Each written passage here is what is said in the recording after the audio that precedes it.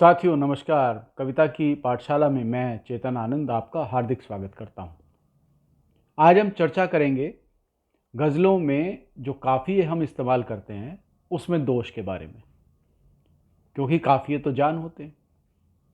किसी भी गज़ल हो, कविता हो, छंद मुक्त रचना जो भी हो, उसमें तुकांत या काफ़िया इसका बहुत बड़ा योगदान होता है।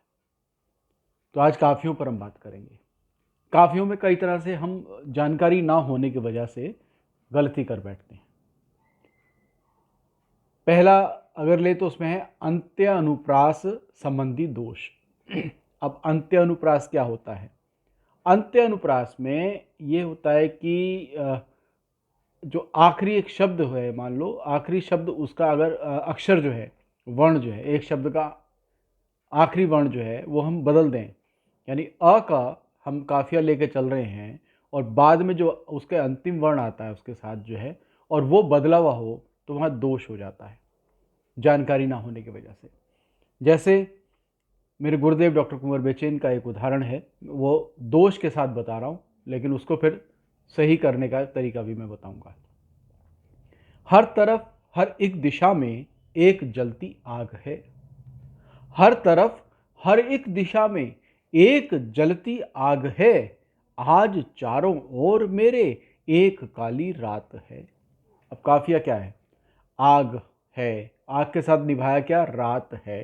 अब आग, आग, आ के साथ आगा डंडा और गा, तो इसमें आ जो है ध्वनि आ, तो वो क्या है?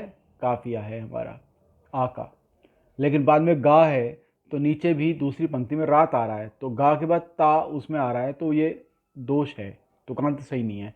आग के साथ राग होना चाहिए था, बाग होना चाहिए था, तो ध्वनि सही होती है। तो ध्वनि को देखें कि आग राग एक ध्वन्यात्मकता जो है वो समान शब्द जैसे मिलते चले जाते हैं तो उसमें ध्वन्यात्मकता आती है ना, उसमें समानता भी होती है।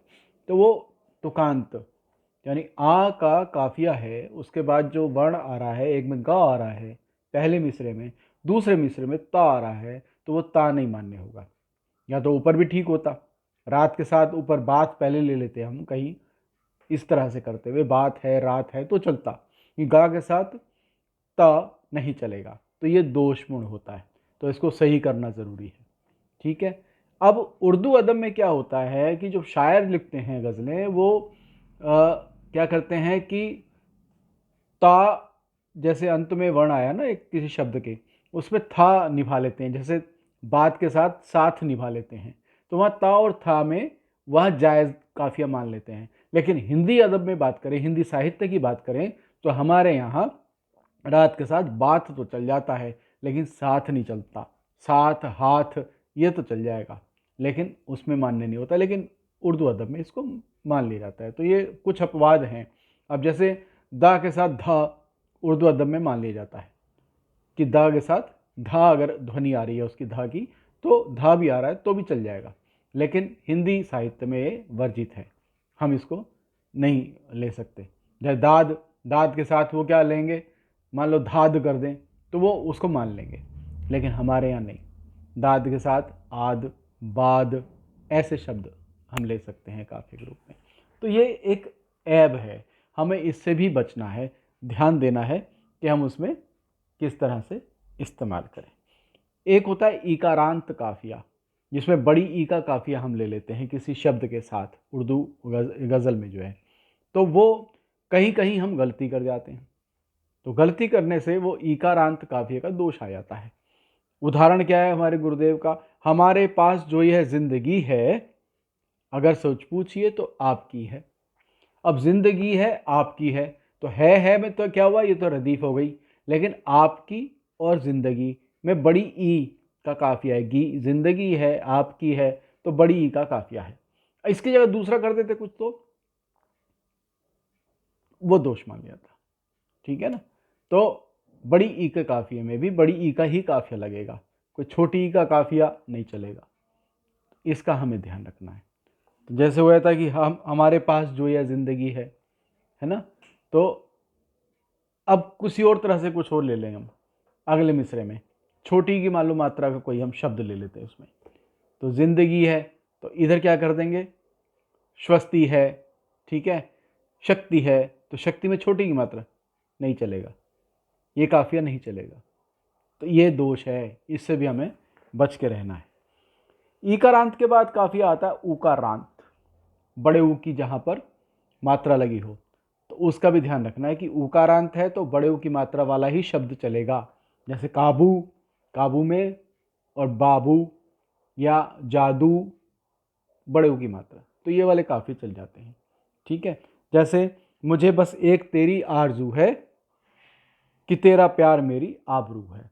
अब आरजू जा के नीचे बड़े ऊ की मात्रा है और आबरू में बड़े ऊ की मात्रा है, तो ये जायज़ है, ये काफ़ी जायज़ है। इसकी जगह कुछ और ले लेते तो नहीं चलता, ठीक है ना। तो इसका भी हमें ध्यान रखना है कि ऊकारांत काफिया में भी बड़ा ऊ ही है, तो बड़ा ऊ ही आना चाहिए काफिए के अंदर, क्योंकि हिंदी गज़ल में मात्राओं के काफिए हम बना लेते हैं, ठीक है। इसके अलावा एकारांत, एक ही मात्रा वाले में बहुत ज़्यादा गलतियां होती हैं। जैसे चोर, शोर, जोर या जोर, ये चल जाएगा, लेकिन और लगा दे तो दो मात्राओं वाला तो नहीं चलेगा, गलत है। दो मात्राओं वाला ले रहे हैं तो फिर दो मात्राओं वाले लेंगे, और के साथ सिरमौर ऐसा ले सकते हैं, ठीक है ना। अब जैसे चोर, मोर, शोर, डोर, घनघोर, ये तो चल जाएगा। दो मात्राएं अगर जहां आ रही हो ऊपर एक ही, तो उसमें दो मात्राओं वाला ही लेंगे। एक मात्रा है तो एक मात्रा वाला लेंगे। चोर, शोर, घोर, ठीक है, बोर, डोर, है ना, ढोर, ये चल जाएगा। अब अगर ठोर, तो ठोर दो मात्राएं हैं तो और जाएगा उसके साथ, एक मात्रा नहीं। अब ये तो ऐसा नहीं है कि आप और ले लें दो मात्रा वाला फिर एक मात्रा का निभाना शुरू कर दें, तो वो दोष हो जाता है, इससे भी हमें बचना है, ठीक है। तो जैसे ये जो रिश्ते हैं सारे धोखे हैं, मेरे गुरुदेव का उदाहरण है ये, डॉक्टर कुंवर बचेन जी का। ये जो रिश्ते हैं सारे धोखे हैं, जो ना सच हो सके वो सपने हैं। अब धोखे और सपने एक ही मात्रा का काफिया है इसमें, तो सही नहीं भरा है। अब धोखे, सपने, अब उसमें कुछ और ले लेते तो धोखे के साथ दो मात्रा वाला कोई शब्द ले लेते जिसमें दो एक ही मात्रा, नहीं निपटा, वो गलत होता, ठीक है। हमें इससे भी बचना है, ध्यान रखना। जैसे मैंने अभी इससे पहले इस उदाहरण से पहले जो बात बताई, ऐसी ओकारांत, ओ की मात्रा वाले जो काफिए होते हैं उसमें भी हम कभी कभी गलती कर जाते हैं, क्योंकि ओकारांत में भी एक मात्रा वाला भी होता है, एक ओ, जो ओ होता है ना, केवल एक औ होता है जिसमें दो मात्राएं होती हैं। तो ओ वाला है तो वही वाला काफिया निभेगा, और औ वाला है दो मात्राओं वाला तो वो भी दो मात्राओं वाला ही निभेगा। उदाहरण, हमारे पास अपनी नींद जो है समर्पित आपकी ही आंख को है। अब जो है और को है, जो और को बिल्कुल ठीक है, ठीक है। इसकी जगह कुछ और कर देते कि हमारे पास अपनी नींद जो है समर्पित आपकी ही आंख लो है। लो, लो वो वही लो जो लो लगना होता है। अगर इस तरह से इस्तेमाल करते दो मात्राएं हैं उसमें तो नहीं चलता, वो गलत हो जाता। तो दो मात्राओं वाला होगा औ, तो फिर औ का ही लेके चलेंगे। ओ का है तो फिर ओ का एक मात्रा, एक ओ, छोटा ओ, एक बड़ा ओ, एक छोटा ओ लेते ना, तो उस हिसाब से हमें काफियों का भी इस्तेमाल करना है। आकारांत काफिये, आकारांत में क्या है, जिसमें आ का काफिया हम ले लेते हैं, ठीक है, बड़ा आ का। जैसे दो चार बार हम जो कभी हंस हंसा लिए, मेरे गुरुदेव की पॉपुलर गज़ल है, उसका काफिया वो मतलब बता रहा हूँ कि दो चार बार हम जो कभी हंस हंसा लिए, सारे जहां ने हाथ में पत्थर उठा लिए। हंस हंसा, हंसा लिए, उठा लिए, तो आ की ध्वनि आ रही ना, ठीक है, ठीक है। इसकी जगह कुछ और लेते तो गलत हो जाता, तो उससे भी हमें बचना है। ऐसी अनुनासिक और अनुस्वार, अनुस्वार बिंदी और अनुनासिक चंद्र बिंदी, तो जो चंद्र बिंदु से बनने वाले काफिये होते हैं वो चंद्र बिंदु से बनने वाले ही लेंगे, और अगर अनुस्वार बिंदी वाले हैं बिना चंद्र बिंदु से, बड़ा जो ध्वनि होती है, जैसे हंस तो कंस और वंश, ये ले सकते हैं, ठीक है। अब हंस, हंस में चंद्र बिंदु है, उसे हम बड़ा नहीं लेंगे, हंस हो जाएगा नहीं तो वो, तो हंस के साथ फंस, ठीक है ना। तो ऐसे वाले काफी हम ले सकते हैं।